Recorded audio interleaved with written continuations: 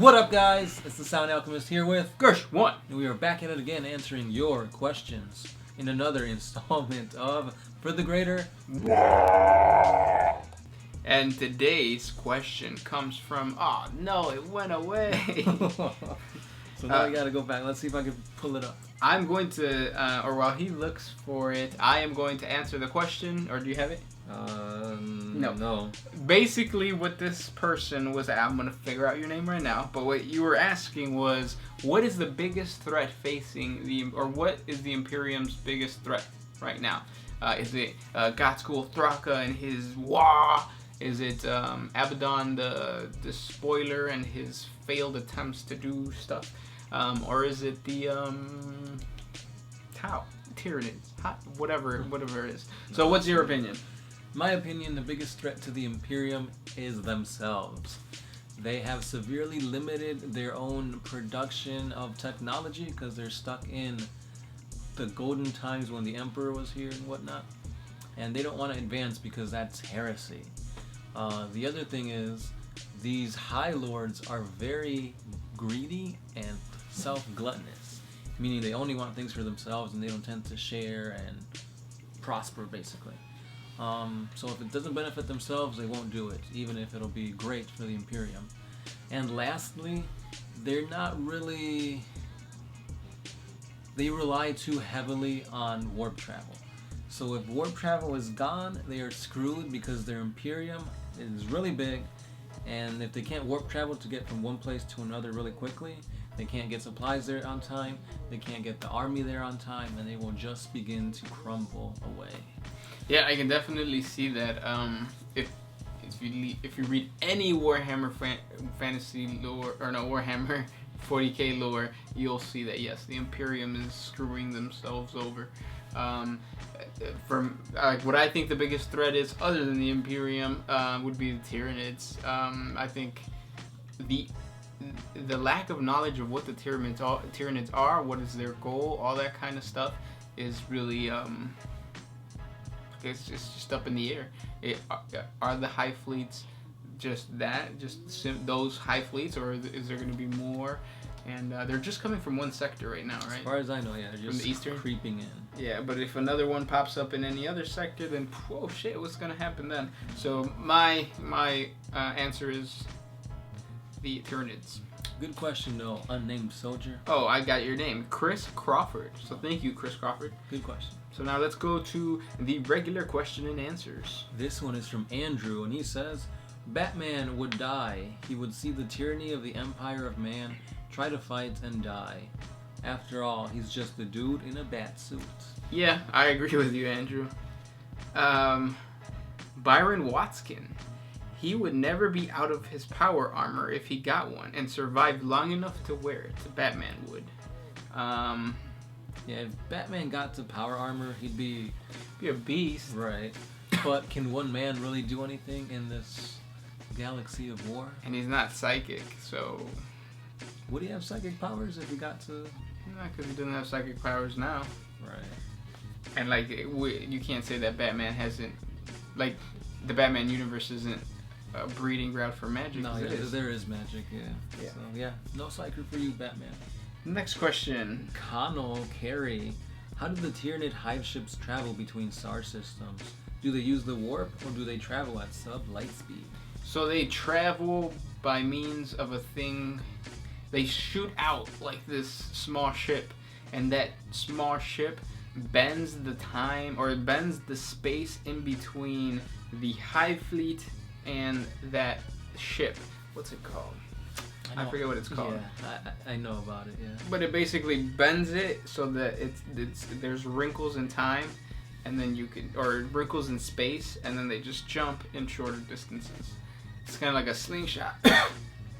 It's like, pretend you're on a bed sheet and you want to get the remote, and you start crumpling the bed sheet like this, and the remote is coming towards you like that. Good analogy. But yeah, that's the simplest way of putting it, really. Yeah. Next question comes from Wilson the Warrior. Batman would look like some assassin, surely. Yeah, because I could see him being more of like a shadowy figure instead of going all out on war. Yeah, so he wouldn't be a general. Let me kill a swag. Can a space marine do parkour? Parkour. Yeah, he can. The jetpack guys, they like battle orcs in the air, so fuck yeah. That's air parkour. Inquisitor Arnold Brocox. Hey, I have an interesting question for you. Which would be the worst for you? Be taken captive by Dark Eldars or by Slanesh worshippers? For example, Emperor's Children, Chaos Space Marine. I'd say Dark Eldar. Yeah, Dark Eldars would flail you. That's like peeling your skin off while you're still alive. Yeah, that just sounds horrible. Or it'll burn you to death. What would the real question is? What would hurt more, being burned to death or being flayed? Yeah, flayed. I don't know, but I mean, if you're getting burned to death, I feel like that's gonna be a lot quicker than having your skin peel off. Mm-hmm. Oh. That's fucked up. Yeah. Next one is by Emma Miller. Interesting idea of the Batman being in the 40k universe. I could definitely see the Emperor encountering Bruce Wayne during the years that he stayed hidden as he watched over mankind. I peg the Emperor being Ra Al Ghul.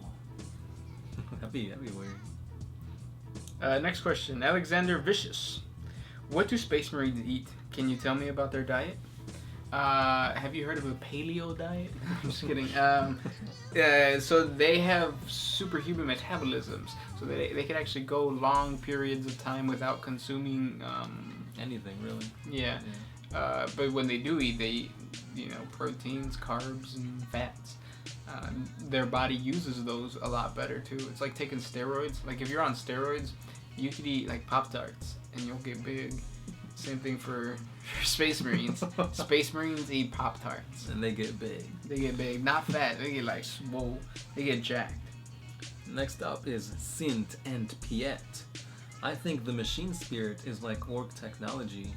If enough humans believe in it, it becomes reality. And in that way, the machine spirit is real, but not a god.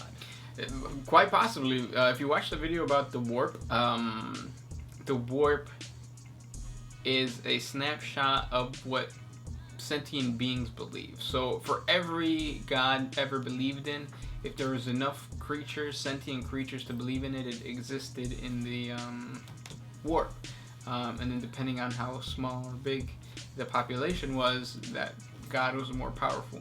So if there's a ton of Skitarii and Admech that believe in the, what is it? The machine god? The machine spirit, yeah. Machine spirit, then the machine spirit exists within the warp. So it's a warp entity.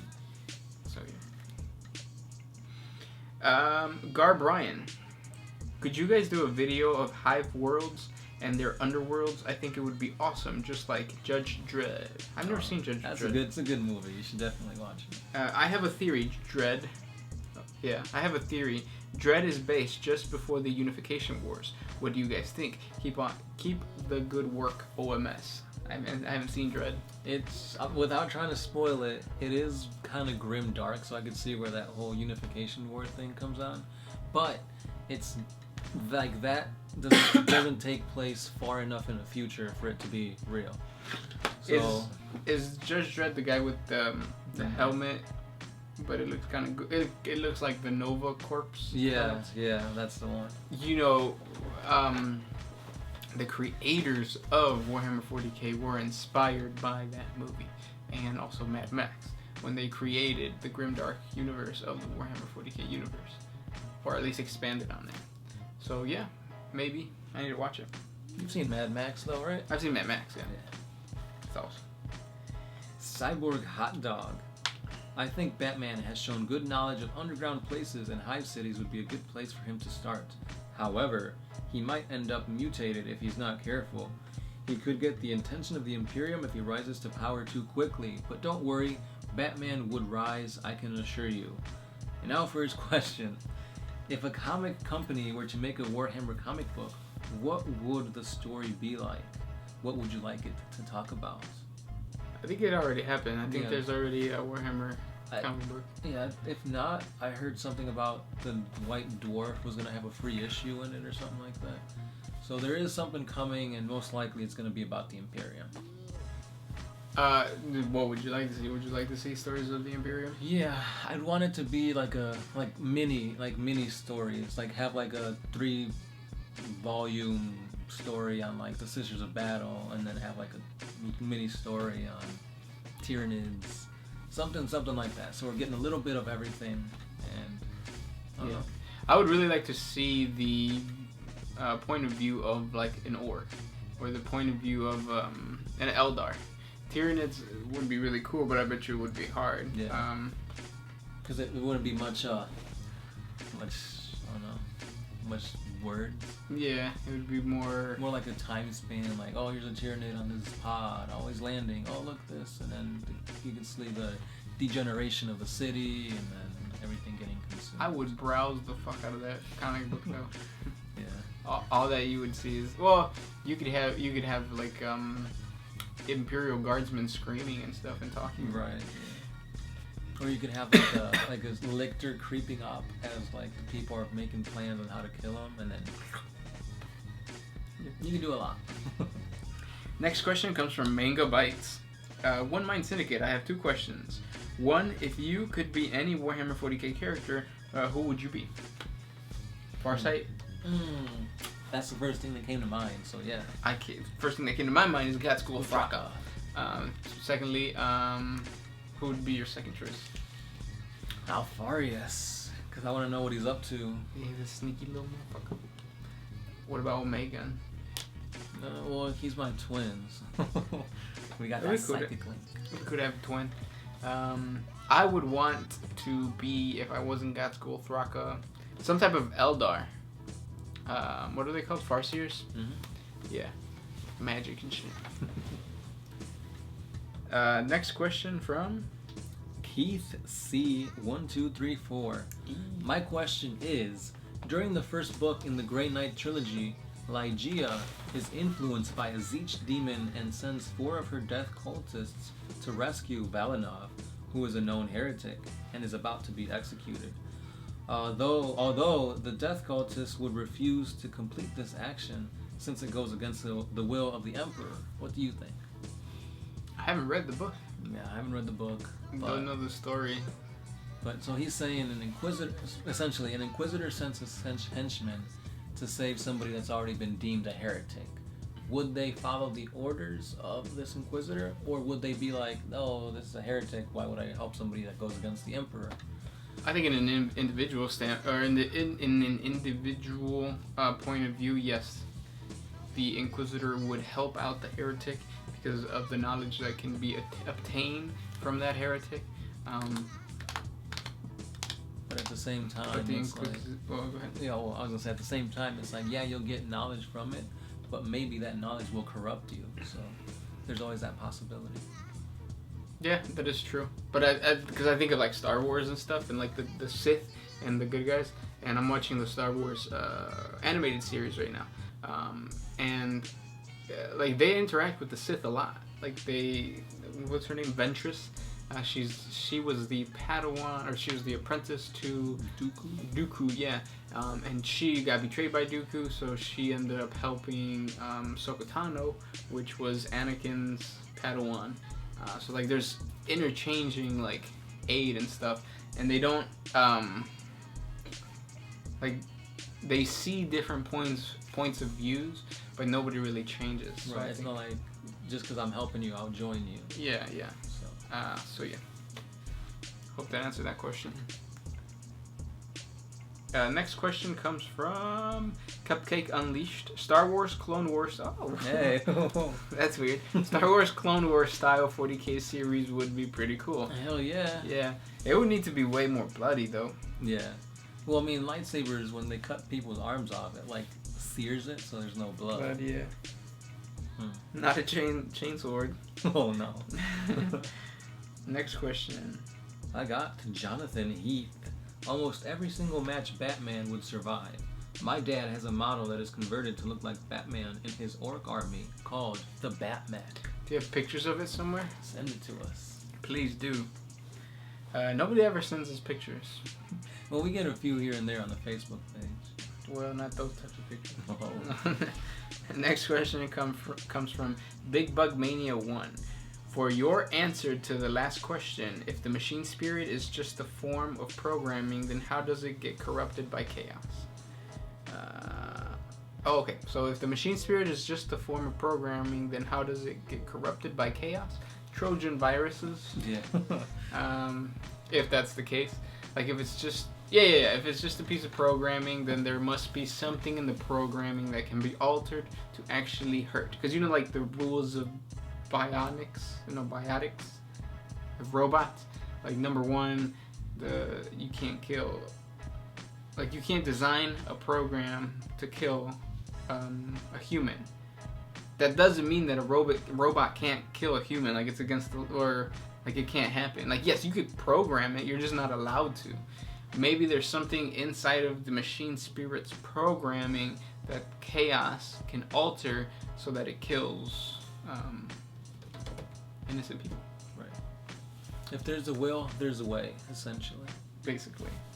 Next question. Big Bug Mania. Oh wait, we already did that one. Lorenzo Reyes. In No Fear, the word bearers were committing human sacrifice to create junk code with the Mechanicum's defense grid. Inquisitor Eisenhorn also had to deal with an accountant who calculated a ruinous number. I think chaos can take the form of data. Yeah, like what he was saying. And those were the questions for this week, guys. Thank you guys so much for sending them our way. We're going to do some extra questions that we're going to answer for you guys on our Patreon video. So if you want an extra one of these videos, please jump on over to Patreon. The link is going to be in the description below. It's just $1 and you get a month. You get 4 extra videos a month, plus extra little tidbit videos, tactica, stuff like that. So please help us out on Patreon. We'll catch you in the next episode, right? And as always, he is Gershwin. I'm the Sound Alchemist, and we are One Mind Syndicate, and we are also out of here.